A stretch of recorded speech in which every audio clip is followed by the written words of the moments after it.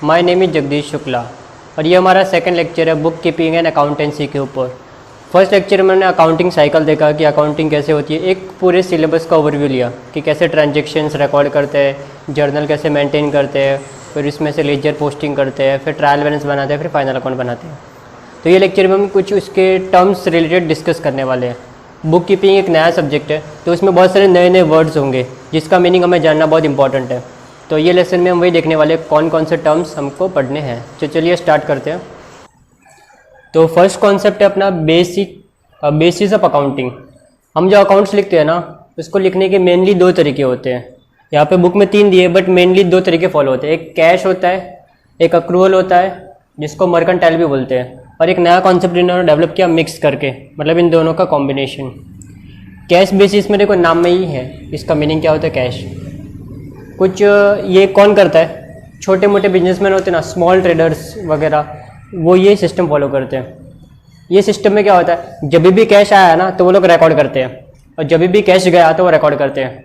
जैसे कि मैंने गुड्स परचेज किया और पैसा दिया तो मैं एंट्री पास करूँगा, मैंने गुड्स बेचा और पैसा मिला तो मैं एंट्री पास करूँगा। मतलब यहाँ पे आपका कैश या तो आएगा या तो जाएगा।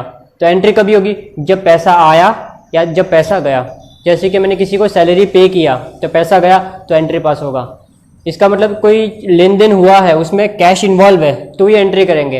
अगर कैश इन्वॉल्व नहीं है, कैश या बैंक से अगर चेक दिया तो बैंक, तो यहाँ पे पैसा आएगा और जाएगा तो ये एंट्री होगी, अदरवाइज नहीं होगी। सेकंड, अक्रूवल और मर्केंटाइल बेसिस। ये ज़्यादा साइंटिफिक है और हम जो पढ़ने वाले वो यही है। जो बड़ी कंपनीज होती है, जॉइंट स्टॉक कंपनीज, उनको ये सिस्टम ये मेथड फॉलो करना पड़ता है, अक्रूवल सिस्टम। यहाँ पे खर्चे कब रिकॉर्ड करते हैं, जब वो हो गए, इनकर हो गए। और इनकम कब रिकॉर्ड करते हैं, जब वो ड्यू हो गई। जैसे कि सपोज अभी हमारा अकाउंटिंग ईयर होता है 1 अप्रैल से। अगर अभी करंट ईयर की बात करूँ तो अपना स्टार्टिंग होगा 19 से, या अभी 20 चल रहा है, 20 ले लो, से 31 मार्च 20 तक, 20 से 21, ये अपना अकाउंटिंग ईयर होगा। तो ये साल जो भी खर्चे या इनकम होगी ना, वो अपने को रिकॉर्ड करनी होगी। ओके, सपोज मैंने एक बैंक में एफडी की थी जिसका इंटरेस्ट मिलने वाला है मुझे, सपोज जून में मिलने वाला है, जून 2021 में मिलने वाला है। बट मुझे अकाउंट तो 31 मार्च को बनाना ना, और मैंने डाला था सपोज पैसा डाला था अक्टूबर में, डाला था 31 अक्टूबर या 1 अक्टूबर को डाला था। तो अक्टूबर से मार्च तक का पैसा तो मुझे मिला नहीं है ना अभी तक, क्योंकि बैंक ने कब बोला मैं कब दूंगी पैसा, जून में। तो इस पीरियड का पैसा क्या होगा, बैंक से लेने का बाकी है ना, तो इसकी भी एंट्री की जाती है। अक्टूबर, नवंबर, दिसंबर, फिर जैन, फेब, मार्च, 6 महीने का एंट्री यहाँ पे होगा। तो मैं ऐसा बताऊंगा कि 6 महीने का पैसा लेना बाकी है, मतलब जो पैसा लेना बाकी है ना उसकी भी एंट्री करती है, जो पैसा देना बाकी है उसकी भी एंट्री की जाती है अक्रूवल में। जैसे कि मैंने एग्जाम्पल देता हूँ आपको, मैंने गुड्स खरीदा उधारी पे, क्रेडिट पे परचेस किया, तो अभी मैंने पे तो नहीं किया ना, लेकिन उसकी एंट्री करनी है क्योंकि मुझे पैसा देना है। मैंने सेल किया उधारी पे, तो यहाँ पे मुझे पैसा मिला नहीं बट इन फ्यूचर मिलेगा, तो जब मैं सेल करूँगा तो उसकी एंट्री पास करूँगा। मतलब जब भी कोई भी आपका इवेंट हुआ ना या ट्रांजेक्शन हुआ ना तो उसको रिकॉर्ड कर देते हैं, वो अक्रूवल में होता है। कैश आया है कि नहीं आया वो कोई मैटर करता ही नहीं है, वो इन फ्यूचर कैश आएगा तो फिर से एंट्री करेंगे। तो समझा आपको। तो अक्रूवल बेसिस में कब रिकॉर्ड होती है, जब ट्रांजेक्शन हो गया, भले ही कैश मिला है कि नहीं मिला। कैश बेसिस में तभी रिकॉर्ड करेंगे जब पैसा आया है, पैसा नहीं आया तो एंट्री पास नहीं करेंगे। तो दोनों में फ़र्क समझा आपको। ये जो जॉइंट स्टॉक कंपनीज है उनको ये कंपलसरी फॉलो करना पड़ता है कंपनीज एक्ट 13 के हिसाब से, और जो छोटे मोटे ट्रेडर्स है वो ये सिस्टम फॉलो करते हैं कैश बेसिस। फिर इन दोनों को मिला के ये सिस्टम बनाया हुआ मिक्स्ड।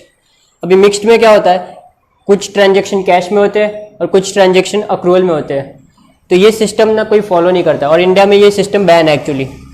तो मैंने यहाँ पे कुछ कीवर्ड्स मार्क किए, वो आप लोग पढ़ लेना, आप समझ जाओगे, या आप अपनी बुक में अंडरलाइन कर लो। तो हम लोग फिर थर्ड कॉन्सेप्ट देखते हैं। फिर नेक्स्ट है मिक्स्ड और हाइब्रिड। मिक्स्ड किया किसको, कैश और अक्रूवल दोनों को मिक्स कर दिया, तो इसके लिए इसको मिक्स्ड बेसिस भी बोलते हैं, हाइब्रिड बेसिस भी बोलते हैं। तो यहाँ पे जो रेवेन्यूज़ होगा और जो एसेट्स होगा उसको लोग क्या बोलते हैं, कैश बेसिस पे बताओ। मतलब जब पैसा मिला ना तो ही एंट्री करो, कैश नहीं मिला ना तो एंट्री मत करो। और जब भी एसेट खरीदा, मतलब कोई प्रॉपर्टी परचेज की, तो एंट्री पास करो। और खर्चे जब ड्यू हो गए तो एंट्री पास करो कि खर्चा तुमको होने वाला है, भले ही वो तुमने पे नहीं किया है। मतलब यहाँ पे क्या करते हैं वो लोग, एसेट और रेवेन्यू, रेवेन्यू मतलब इनकम, जो पैसा आने वाला है उसको तुम रिकॉर्ड करो कैश बेसिस पे, और जो खर्चे हैं एक्सपेंसेस है उनको रिकॉर्ड करो अक्रूवल बेसिस पे। मतलब यहाँ पे हम क्या कर रहे हैं, ज़्यादा प्रिकॉशंस मेंटेन कर रहे हैं कि इनकम तभी रिकॉर्ड करेंगे जब वो मिलेगी, जब भी वो मिली, और खर्चे कब रिकॉर्ड करेंगे, जब भी वो पे करने हैं, भले ही वो पे किए कि नहीं किए। बट ये इंडिया में प्रोहिबिटेड है, मतलब इंडिया में ये अलाउ नहीं है, तो इंडिया में कोई भी ये सिस्टम फॉलो नहीं करता। तो इंडिया में हम फॉलो क्या करते हैं, मोस्टली अक्रूवल बेसिस फॉलो करते हैं, और जो छोटे मोटे बिजनेसमैन हैं वो कैश बेसिस भी फॉलो करते हैं। बट कंपनीज और कुछ दूसरे ऑर्गेनाइजेशन से उनको कंपलसरी अक्रूवल फॉलो करना पड़ता है, और हम जो पढ़ रहे हैं वो अक्रूवल बेसिस ही है। तो ये अकाउंट्स लिखने के 3 वेज हैं, ठीक है, कैश, अक्रूवल जिसमें से बहुत इंपॉर्टेंट है, और थर्ड है मिक्स्ड, ये दोनों को मिक्स करके डेवलप किया। ये इतना इंपॉर्टेंट नहीं है, वैसे भी इंडिया में बैन है। तो चलिए आगे बढ़ते हैं। तो नेक्स्ट इंपॉर्टेंट टर्म है आपका, बार बार ये वर्ड यूज सुनाई देगा आपको, ट्रांजेक्शन्स, हर जगह हर एक क्वेश्चन में। उसका क्वेश्चन का स्टार्टिंग ही होगा, generalized the following transactions. Generalized मतलब जर्नल एंट्री पास करो। तो ट्रांजेक्शन्स क्या होता है वो अपने को समझना जरूरी है। ट्रांजेक्शन का एक सिंपल वर्ड होता है लेन देन, डीलिंग। ट्रांजेक्शन को सिंपल वर्ड्स में क्या बोल सकते हैं, डीलिंग। जो 2 या 2 से ज़्यादा लोगों के बीच में डीलिंग हुई ना, डीलिंग बिटवीन 2 और मोर पर्सन बोल सकते हैं ट्रांजेक्शन्स, ठीक है। मतलब वहाँ पे कुछ आ रहा है, कुछ जा रहा है। अभी डीलिंग में 2 तरीके हो सकते हैं, मनी इन्वॉल्व है कि मनी इन्वॉल्व नहीं है।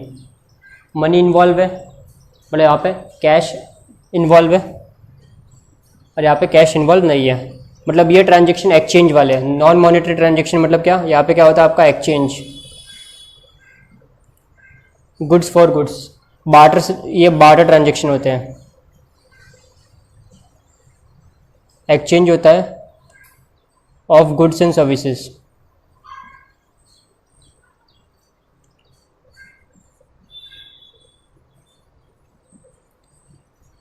बार्टर सिस्टम को इकोनॉमिक्स में हम और डिटेल में पढ़ेंगे, शॉर्ट में बता दूं।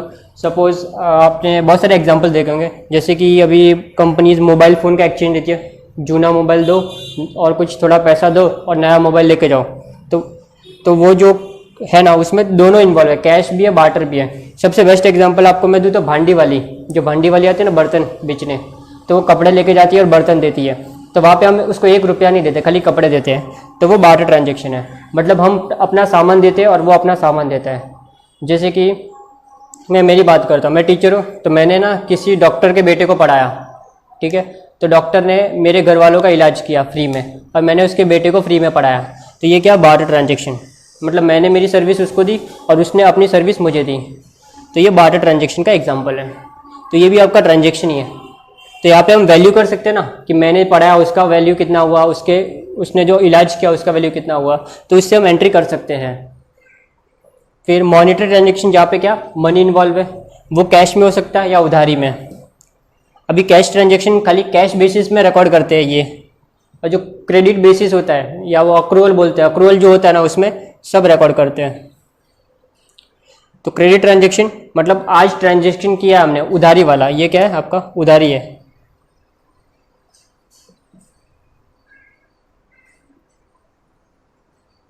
ये आपका उधारी वाला है, आज पैसे, आज मतलब सामान लेके जाओ और पैसे बाद में देना। और ये कैश है, इंस्टेंट पे करना आपको तुरंत। तो भी इसके बारे में थोड़ा डिटेल में पढ़ते हैं। तो ट्रांजेक्शन का मीनिंग यहाँ पे दिया हुआ, मैंने सिंपल वर्ड्स में बताया आपको। ट्रांजेक्शन मतलब क्या, डीलिंग 2 लोगों के बीच में। फिर इसमें 2 टाइप देखे थे हमने, monetary and non monetary. Monetary में क्या आप मनी इन्वॉल्व होता है, तो वो 2 टाइप का हो सकता है, कैश और क्रेडिट। कैश ट्रांजेक्शन में इमीडिएट पैसा अपने को आता है या जाता है अपने पास। एग्जाम्पल लेते हैं तो इसका, जैसे कि आपने गुड्स परचेज़ किया, कैश पे किया, आपने गुड्स सेल किया, कैश मिला, आपने सैलरी पे किया कैश में, आपने कोई इलेक्ट्रिसिटी का एक्सपेंस पे किया, आपने प्रिंटिंग का एक्सपेंस पे किया, आपको कमीशन कैश में मिला। मतलब यहाँ पे क्या, कैश आ रहा है या तो जा रहा है, सिंपल है। क्रेडिट मतलब आज हुआ नहीं है बट फ्यूचर में होने वाला है।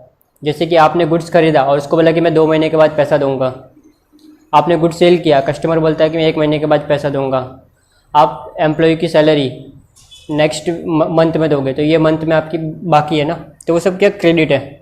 आपने कुछ एसेट खरीदा और उसको बोला कि मैं बाद में पैसा दूंगा, तो वो क्रेडिट ट्रांजेक्शन है, उसकी भी एंट्री अप्रूवल में होती है। कैश बेसिस में खाली इसकी एंट्री होती है, अक्रूवल में दोनों की एंट्री होती है। तो यहाँ पे मैंने कुछ इंपॉर्टेंट लाइन्स अंडरलाइन किए, तो आगे देखते हैं। नेक्स्ट पार्ट है ट्रांजेक्शन का, नॉन मॉनेटरी ट्रांजेक्शन। यहाँ पे मनी इन्वॉल्व नहीं होता, बट यहाँ पे गुड्स और सर्विसेज इन्वॉल्व होती है जिनका मनी वैल्यू होता है। तो यहाँ पे गुड्स का एक्सचेंज गुड्स के लिए होता है, तो यहाँ पे मैंने अंडरलाइन किया हुआ, ये दो पढ़ लेंगे तो आप समझ जाओगे। फिर ट्रांजेक्शन के कुछ पार्ट्स होते हैं। मैं आपको एक एग्जांपल देता हूँ ट्रांजेक्शन लिख के। सपोज किसी एक पर्सन ने मैंने गुड्स खरीदा, तो उसकी एंट्री क्या होगी, गुड्स अकाउंट डेबिट,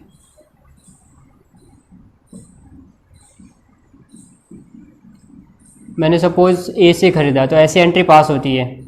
अभी आप ये टेंशन मत लो कि एंट्री सर कैसे बनी, मैं खाली आपको एक कॉन्सेप्ट समझाना चाहता हूँ, वो देख लो। बीइंग गुड्स परचेस्ड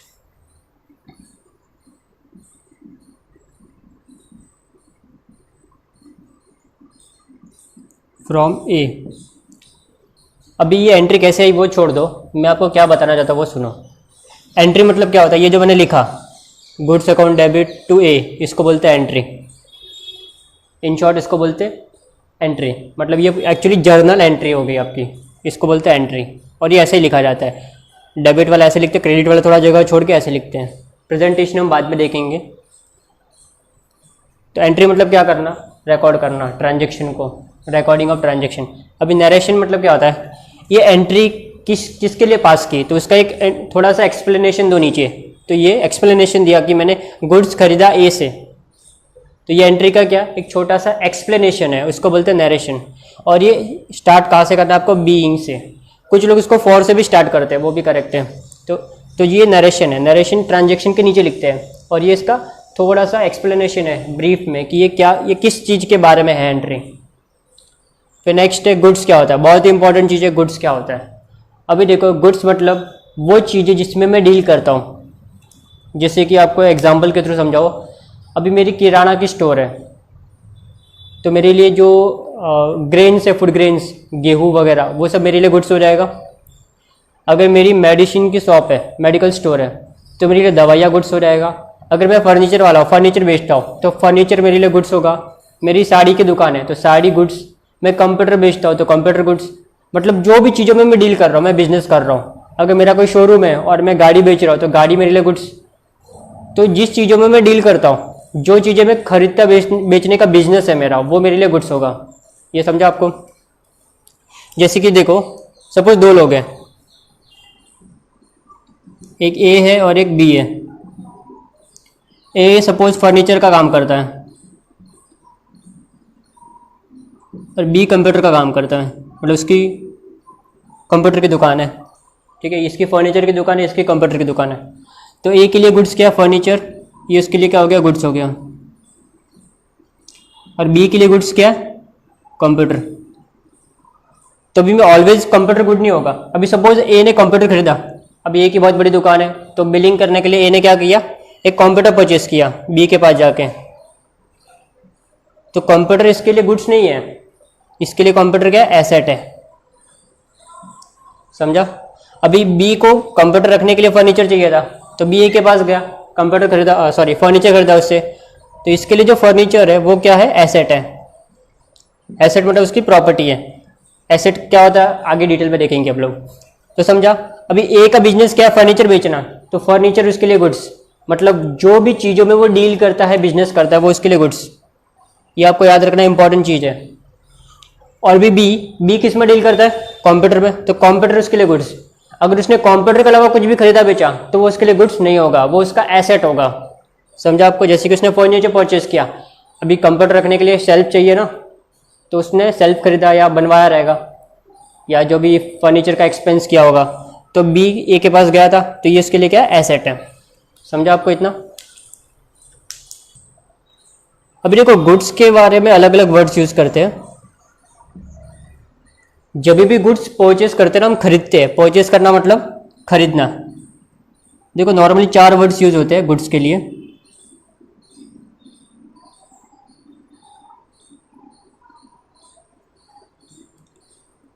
मैं ऐसे बना लेता हूँ, ये सब गुड्स ही है, बट उनके नाम अलग अलग है। अभी जब गुड्स परचेस किया, खरीदा, गुड्स क्या किया आपने, बाय किया, बाय मतलब परचेस किया, तो हम उसको बोलते हैं परचेस या परचेसेस बोलते हैं। जब भी गुड्स बेचा, सेल किया, तो उसको बोलते हैं सेल्स। अभी मैंने गुड्स खरीदा, वो अच्छा नहीं था, डिफेक्टिव था, तो मैं रिटर्न भी करूंगा ना, तो परचेस किया वो गुड्स क्या किया, रिटर्न, तो इसको बोलते हैं परचेस रिटर्न। सेम कभी कभी कस्टमर भी रिटर्न करेगा, गुड्स बोलेगा अच्छा गुड्स नहीं है, खराब है, तो सेल्स रिटर्न। तो ये आपको 4 नाम देखने को मिलेंगे हर जगह। अभी यहाँ पे मैंने गुड्स खरीदा ना, तो यहाँ पे गुड्स की जगह मैं क्या लिख सकता हूँ, परचेस लिख सकता हूँ। तो जब भी मैं गुड्स खरीदूंगा ना, तो उसकी जगह क्या लिखूंगा, परचेस। जब भी गुड्स बेचूंगा तो क्या लिखूंगा, सेल्स। जब भी परचेस किया गुड्स रिटर्न करूंगा सप्लायर को, तो परचेस रिटर्न। जब भी माल बेचा था वो रिटर्न आ गया मेरे पास, कस्टमर ने रिटर्न दिया, तो सेल्स रिटर्न। ये 4 नाम याद रखने हैं। गुड्स के अलावा कुछ और बेचा तो वहां पे उस चीज का नाम लिखना है। जैसे कि मैं ए की बात करता हूँ, ए कौन था, फर्नीचर वाला है ना। ए ने फर्नीचर खरीदा तो क्या लिखेगा, फर्नीचर की जगह परचेस। फर्नीचर बेचा तो क्या लिखेगा, सेल। समझा। अभी ए ने कंप्यूटर खरीदा तो वहां पे परचेस नहीं लिखेगा, वहां पे क्या लिखेगा, कंप्यूटर, क्योंकि वो इसके लिए गुड्स नहीं है। ये 4 नाम किसके लिए यूज करने, खाली गुड्स के लिए। गुड्स के अलावा कोई दूसरी चीज आएगी तो उस चीज का, उस एसेट का नाम लिखेंगे। आपको समझा। चलिए आगे बढ़ते हैं। तो नेक्स्ट बहुत ही इंपॉर्टेंट कॉन्सेप्ट है आपका, कैपिटल एंड ड्राइंग्स। कैपिटल मतलब क्या होता है कि जो ओनर, बिजनेसमैन बिजनेस में इन्वेस्टमेंट कर रहा है, मतलब जो बिजनेस ने अपने घर से लाके बिजनेस में लगाया, वो उसका कैपिटल हो सकता है। अभी वो उसमें क्या लगा सकता है, हो सकता है उसके पास कैश पड़ा था 10 लाख, उसने बिजनेस में यूज़ किया तो वो उसका कैपिटल। उसके पास बैंक बैलेंस पड़ा था, वो बिजनेस में यूज़ कर रहा है, तो वो बैंक उसका कैपिटल हो जाएगा। अगर उसके पास एक लैपटॉप पड़ा था, वो लाके बिजनेस में यूज़ कर रहा है, तो वो कैपिटल। उसके पास एक जगह पड़ी थी, वहाँ पे उसने बिजनेस सेट किया, तो उसने जगह बिजनेस को दी यूज़ करने, तो वो कैपिटल। तो जो भी वो दे रहा है बिजनेस को, चाहे वो कैश दे रहा है, बैंक बैलेंस दे रहा है, कोई गाड़ी दे रहा है, कोई कंप्यूटर दे रहा है, कुछ भी दे रहा है, फर्नीचर दे रहा है, जो भी दे रहा है, तो वो क्या होगा, कैपिटल। मतलब जो ओनर ने बिजनेस को दिया वो कैपिटल। इसका उल्टा होता है ड्राइंग्स, कि मैंने जो ओनर ने बिजनेस से निकाला वो ड्राइंग। अभी अकाउंट्स जब लिखते हैं ना हम, तो बिजनेस और बिजनेसमैन को अलग, सपोज जैसे कि हम वो ए वाले के एग्जाम्पल ले लेते हैं। मिस्टर ए ने एक दुकान खोली थी, सपोज ए फर्नीचर मार्ट,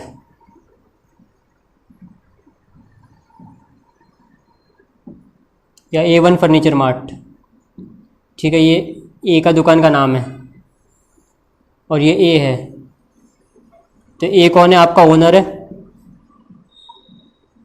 और ये कौन है, बिजनेस है। नॉर्मली हम लोग यही सोचते हैं कि बिजनेस और बिजनेसमैन एक ही है, बट जब अकाउंट लिखोगे ना तो ऐसा नहीं सोचना है। हम ऐसा सोचेंगे बिजनेसमैन अलग है और बिजनेस अलग है। अभी सपोज इसने अपने घर से ना 10 लाख रुपए इन्वेस्ट करके बिजनेस स्टार्ट किया, 10 लाख रुपीज़ इन्वेस्ट किया उसने, तो ये जो 10 लाख रुपीज़ क्या है, ये कौन दे रहा है, ओनर दे रहा है ना बिजनेस को, तो अलग समझो दोनों को। तो ओनर ने क्या दिया, बिजनेस को पैसे दिए, तो ये उसका कैपिटल। किसका कैपिटल है, ए का कैपिटल है। तो ये बिजनेस क्या बोलेगा कि ओनर से मैंने ना 10 लाख रुपए लिए हैं, वो हम बैलेंस शीट देखेंगे ना तब आपको और क्लियर होगा। जब बैलेंस शीट बनाएगा ना तो यहाँ पे हम लिखते हैं कैपिटल, ये बिजनेस की बैलेंस शीट बनेगी ना, तब यहाँ पे वो लिखेगा कि 10 लाख रुपये मुझे ओनर ने दिया, वो बिजनेस की बैलेंस शीट बनेगी, वो ए की नहीं बनेगी। तो वहाँ पे ये बताएगा कि ओनर से कितना पैसा, तो कैपिटल इन शॉर्ट क्या बताया कि बिजनेसमैन ने बिजनेस में कितना पैसा लगाया, ओनर ने कितना अपने घर से लाके बिजनेस में इन्वेस्टमेंट किया, वो पता चलता है कैपिटल से। और इसका होता है ड्राइंग। अभी हो सकता है ना, अभी एक बिजनेस में से घर के यूज़ के लिए पैसे लेके जाए, अभी उसके घर में कोई शादी थी, उसकी बेटी की शादी थी, तो भी उसने बिजनेस से सपोज 2 लाख रुपए निकाल दिए, ऐसा भी हो सकता है। 2 लाख रुपीज़ निकाल दिए बिजनेस में से यूज़ करने के लिए, खर्चे करने के लिए, तो ये क्या हो गया उसका ड्राइंग्स। इसको क्या बोलते हैं, ये सेकंड वर्ड ड्राइंग्स बोलते हैं। मतलब खुद के यूज़ के लिए हम निकाल रहे हैं। उसके बेटे की फ़ी भरनी थी तो बिजनेस में से चेक निकाल के दे दिया, ये भी पर्सनल खर्चा है। जो भी उसका पर्सनल खर्चा होगा, उसके घर का भाड़ा भरना था तो उसने बिजनेस में से अपना चेक दे दिया। तो जो भी खुद के खर्चे कर रहा है वो बिजनेस में से, तो वो क्या हो जाएगा उसका ड्राइंग्स। तो ये आप पढ़ेंगे तो समझ जाएंगे। देखो क्या दिया कैपिटल में, total amount invested into the business by the owner, जो पैसा किसने डाला, ओनर ने डाला, वो होता है कैपिटल। अब ये कैपिटल का इक्वेशन भी दिया, कैपिटल मतलब क्या होता है, एसेट माइनस लायबिलिटी। ये मैं आपको बाद में समझाता हूँ ये क्या होता है। तो capital is the liability of the business, capital business की लायबिलिटी है। लायबिलिटी मतलब क्या, कर्जा है, क्योंकि ये पैसा दोनों अलग अलग होते हैं। अकाउंट में कॉन्सेप्ट पढ़ेंगे आगे हम, बिजनेस एंटिटी कॉन्सेप्ट, उसमें बिजनेस और बिजनेसमैन दोनों क्या होते हैं, अलग। तो बिजनेसमैन ने बिजनेस को पैसा दिया, तो ये एक तरह का उसने लोन दिया है, तो ये बिजनेस के ऊपर क्या, कर्जा है, ठीक है, वो यहाँ पे लिखा हुआ है। फिर ड्राइंग्स, जो पैसा हमने मतलब ओनर ने निकाला पर्सनल यूज़ के लिए, वो ड्राइंग। कुछ एग्जांपल दिए, जैसे कि उसने अपने बेटे की कॉलेज की फीस भरी, उसने अपना खुद का मेडिकल का खर्चा किया, उसने अपने मोबाइल बिल भरे, खुद के, बिजनेस के नहीं, खुद का मोबाइल बिल भरा पर्सनल यूज़ के लिए। तो ये सब क्या है, उसका पर्सनल खर्चा है ना। तो जो भी पर्सनल खर्चा है वो ड्राइंग होता है, वो बिजनेस में से वो निकाल रहा है। तो ये समझा आपको। तो चलिए आगे बढ़ते हैं। तो नेक्स्ट है concept debtor, creditor and bad debts. Debtor, इसमें बी साइलेंट होता है, डेटर पढ़ते हैं उसको। डेटर मतलब वो इंसान जिसको हमने सामान उधारी पे दिया है। इन शॉर्ट इसको हम बोल सकते हैं कस्टमर। इसको हम क्या बोल सकते हैं, कस्टमर। बट कस्टमर कौन सा, कैश वाला नहीं, उधारी वाला। डेटर मतलब वो कस्टमर जिसको उधारी पे सामान दिया है। और ये होता है सप्लायर, जिससे हमने उधारी पे सामान खरीदा है। डेटर मतलब वो पर्सन जिससे अपने को पैसा मिलने वाला है, मतलब जिसको हमने उधारी पे सेल किया है। और क्रेडिटर वो पर्सन जिससे हमने उधारी पे सामान परचेज किया है। तो समझा आपको ये दोनों का मीनिंग। तो यहाँ पे अपने को पैसा मिलने वाला है और यहाँ पे अपने को पैसा देना है। अभी सपोज एक कस्टमर था, डेटर था, उसको मैंने ना 10,000 का सामान बेच दिया। 10,000 का, सपोज ये था मिस्टर ए, उसने अपना दुकान से 10,000 का फर्नीचर बेच दिया। ए ने क्या इसको बेचा, सपोज ये मिस्टर पी है। अभी पी ने क्या बोला कि देखो मेरे पास अभी पैसे तो है नहीं, मैं बाद में दूंगा पैसा। तो बोला इन्हें हाँ ठीक है चलो, वो इसका पहचान वाला था, तो बोला ठीक है चलो बाद में दे देना। फिर बाद में ना पी ने क्या किया, खाली ना उसको 8,000 रुपये दिया, फिर 2,000 रुपये दिया ही नहीं। वो कहीं पे चला गया या मिल ही नहीं रहा उसको, फिर बाद में कभी दिखा ही नहीं। तो 10,000 का फर्नीचर दिया, उससे कितना मिला, 8,000 ही मिला। कितना कम मिला, 2,000 का नुकसान हो गया। तो 2,000 रुपये जो कस्टमर खा के भाग गया उसको बोलते हैं बैड डेट्स। बैड डेट्स मतलब वो पैसा जो कस्टमर ने डुबा दिया, कस्टमर नहीं दे रहा है, कस्टमर खा के भाग गया। तो जो भी अमाउंट इरिकवरेबल है, मतलब जो रिकवर नहीं हुआ, किससे, कस्टमर से, डेटर से, उसको बोलते हैं बैड डेट। ये बहुत ही इंपॉर्टेंट है, ये आपके एग्जाम में अक्सर आता है कि बैड डेट क्या होता है, एमसीक्यू के लिए आएगा। ये जितने भी कॉन्सेप्ट पढ़ रहे हैं ना, इसमें से कुछ ना कुछ एमसीक्यू आता है, खास करके ये इंपॉर्टेंट है। ठीक है, आगे देखते हैं। तो नेक्स्ट है एक्सपेंडिचर और उसके टाइप्स। एक्सपेंडिचर का मतलब क्या होता है, खर्चा, और खर्चे कितने टाइप का होता है अकाउंट्स में वो देखना है। तो खर्चे 3 टाइप के यहाँ पे बेसिकली, कैपिटल, रेवेन्यू और डिफर्ड रेवेन्यू। कैपिटल एक्सपेंस और रेवेन्यू एक्सपेंस, इन दोनों को हम लोग कंपैरेटिव स्टडी करते हैं, साथ में पढ़ते हैं। कैपिटल और रेवेन्यू में पहला फ़र्क होता है, कैपिटल एक्सपेंडिचर नॉर्मली बहुत बड़ा अमाउंट होता है और रेवेन्यू नॉर्मली छोटा होता है। अक्सर ऐसा होता है देखने में। फिर इसका जो बेनिफिट होता है ना, ये 1 साल से ज़्यादा होता है। मतलब ये जो खर्चा एक बार करो फिर तुमको टेंशन नहीं। जैसे कि सब मेरा ये जो क्लास है, मैंने यहाँ पे फर्नीचर डाल दिया, तो फर्नीचर मुझे हर साल थोड़ी डालना है, एक बार डालूंगा उसके बाद 10-15 साल टेंशन नहीं। तो ये खर्चा क्या होता है, बहुत कम होता है, एक बार होता है नॉर्मली, और फिर बार बार होता है तो बहुत साल के बाद होगा, 10 साल 15 साल के बाद होगा। ये खर्चा ना हर साल होता है। एग्जाम्पल दो, तो सपोज मैंने फर्नीचर डाला या मशीन खरीदा, कंप्यूटर खरीदा। अभी कंप्यूटर में हर महीने या हर साल थोड़ी खरीदता हूँ, कंप्यूटर में 5 साल 6 साल या 10 साल में एक बार परचेज करूँगा। बट सपोज कंप्यूटर का इलेक्ट्रिसिटी बिल हर महीने भरना है, कंप्यूटर ऑपरेटर है उसको पगार देना है, हर महीने देना है। फिर क्लास की बात करूँ तो टीचर आके पढ़ा रहा है, उसको हर दिन या हर महीने का पेमेंट करना है। तो ये सब रेवेन्यू खर्चे हैं, वो हर बार होते रहते हैं, हर महीने होंगे, हर साल होंगे। बट ये खर्चा 1 टाइम होगा और इसका बेनिफिट लॉन्ग लास्टिंग मिलेगा। ठीक है, तो देखते हैं। और दोनों में एक और फ़र्क है मेन, कि ये जो होता है ना, इसको हम बेच के कुछ पैसा रिकवर भी कर सकते हैं। जैसे कि कंप्यूटर लिया, कंप्यूटर वापरा, फिर बेचा, तो भंगार का पैसा मिलेगा ना। यहाँ पे कोई भंगार का पैसा नहीं मिलता। अभी सैलरी किसी को पे किया तो इसका कुछ, उससे सर्विस लिया तुमने, इसका कुछ भंगार का बेनिफिट वगैरह, इसमें रेसिडुअल जो वैल्यू है वो नहीं मिलता। ये किस लिए खर्चे होते हैं? To acquire assets. एक्वायर का मतलब क्या होता है? खरीदना, परचेज करना। एसेट खरीदने के लिए जो खर्चा करते हैं ना, वो ये होता है। और इसका benefit for a long period of time, generally more than 1 year, 1 साल से ज़्यादा बेनिफिट मिलता है। ये नॉन रिकरिंग होता है, मतलब बार बार नहीं होता, रिपीट नहीं होता। नॉन रिपीटिंग, रिकरिंग मतलब रिपीटिंग, नॉन रिपीटिंग होता है। और इसको हम कहाँ पे बताते हैं अकाउंट में? तो ये बैलेंस शीट में एसेट साइड पे बताते हैं इसको। एग्जांपल दिया, मशीनरी परचेज किया, बिल्डिंग बढ़ाया बनाया, या कंप्यूटर खरीदा, तो इनका बेनिफिट देखोगे। बिल्डिंग बनाया, एक बार बनाया, 15-20 साल, 25 साल, 30 साल तक टेंशन नहीं। फिर कंप्यूटर परचेज किया, 5-10 साल तक टेंशन नहीं। फिर नेक्स्ट है रेवेन्यू। रेवेन्यू एक्सपेंडिचर का कोई फ्यूचर बेनिफिट नहीं होता। मैंने आज सैलरी पे किया तो मुझे अगले साल उसका बेनिफिट मिलने वाला नहीं है, खाली यही महीने मिलेगा।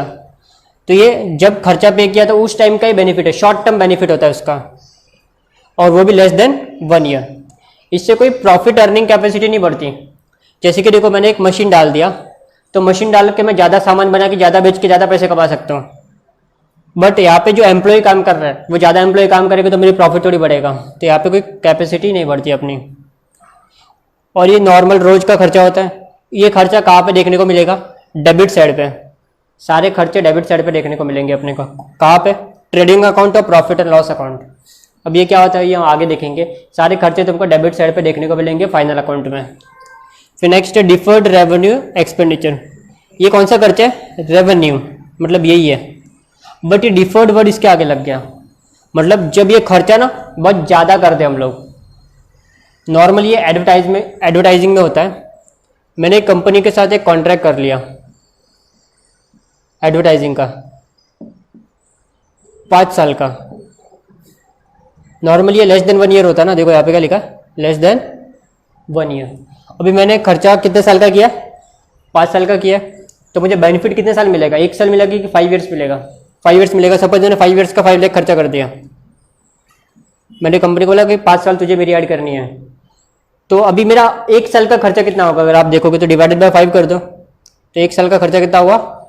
1 लाख हुआ। तो ये रेवेन्यू खर्चा कितना है? 1 ही लाख है ना। बाकी का 4 लाख तो एडवांस दिया ना, तो वो आपका क्या होगा? डिफर्ड रेवेन्यू हो गया 4 लाख। मतलब इन शॉर्ट बोलो, डिफर्ड रेवेन्यू क्या है? रेवेन्यू एक्सपेंडिचर बहुत एडवांस, बहुत हैवी, बहुत लार्ज कर दिया खर्चा। आपने एम्प्लॉय को ना बहुत सारे 3 साल की सैलरी एक साथ दे दी, वो नॉर्मली कोई करता नहीं है। या आपने अपने वकील को हायर कर लिया और उसको बहुत सारा पैसा, एक लमसम अमाउंट दे दिया कि भाई कंपनी के केसेस तू ही फाइल करना है 5 साल तक आगे के। तो ये सब क्या? Deferred revenue. इसका बेनिफिट 1 साल से ज़्यादा मिलता है। तो जो 1 साल का खर्चा है वो आपका प्रॉफिट एंड लॉस में डाल देंगे, और जो 4 साल है वो आपका बैलेंस शीट में एसेट साइड पे पड़ा रहेगा। तो इसमें दोनों कैरेक्टरिस्टिक्स हैं, मतलब इन दोनों को ऐड करके ये बना है बेसिकली। देखो ये रेवेन्यू होता है, बट इसका जो बेनिफिट है ना, नॉट एग्जॉस्टेड, 1 साल में खत्म नहीं होता। इसका बेनिफिट कितने साल में खत्म होगा? 5 साल में। ठीक है। फिर आगे के तो कुछ इंपॉर्टेंट पॉइंट नहीं है कि जो खर्चा हुआ उसको हम इधर लिखते हैं प्रॉफिट लॉस में, वही लिखा हुआ है। जो राइट ऑफ किया हमने, एक जैसे कि इसमें से 1 लाख और 4 लाख जो राइट ऑफ नहीं किया, वो हम बैलेंस शीट में बताएंगे एसेट साइड पे। एग्जाम्पल दिया है, सेम एग्जाम्पल दिया, एडवर्टाइजिंग का दिया और एक लीगल एक्सपेंस का। आज का लेक्चर हम खत्म करते हैं। कुछ इंपॉर्टेंट टर्म्स और बाकी रह गए, वो हम नेक्स्ट क्लास में देखेंगे। ये इंपॉर्टेंट टर्म्स में आपको सब कुछ लर्न करने की जरूरत नहीं, खाली आपको समझना है कि इस वर्ड का क्या मतलब होता है। इससे आप अकाउंट्स में आपको नॉलेज अच्छा रहेगा। और आपके जो MCQ क्वेश्चंस है, आपके 20 मार्क्स का MCQ आएगा पेपर में, तो वो आप उसमें से आपको 20 में से 20 मिल जाएगा अगर आप एक बार वीडियो देख लोगे और एक बार खाली पढ़ लोगे। उनको लर्न करने की, बाय हार्ट करने की कोई ज़रूरत नहीं है। आपको खाली पढ़ना है, समझना है उसको और याद रखना है। तो फिर मिलते हैं नेक्स्ट क्लास में। Thank you for watching.